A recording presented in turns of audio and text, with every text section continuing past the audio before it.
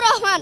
এখানে আমরা এসেছি কারণ আব্বাস স্যার আর কি, উনি আমার বয়সে দাদা হয়, আমি দাদা হিসেবেই বললাম।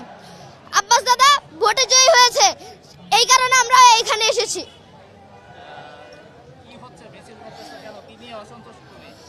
আমরা অসন্তুষ্ট না, আমরা একটা জিনিস নিয়ে অসন্তুষ্ট, কারণ নাসিরউদ্দিন পাটোয়ারি একটা কম বয়সী ছেলে, উনি হয়তো আমার ভাইয়ের বয়সী, আর মির্জা আব্বাস টপ লেভেলের রাজনীতিবিদ, ওনার সাথে ওনার যায় না। এই নাসিরউদ্দিন পাটোয়ারি যেসব কথা বলে এগুলো ওনার সাথে যায় না, ওনার মুখে এগুলো যায় না।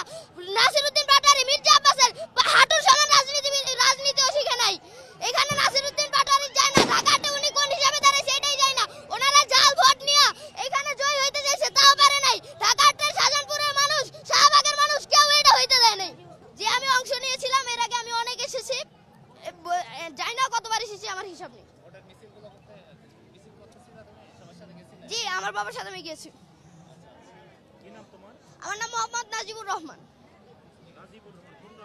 Class 5 A idol school and college.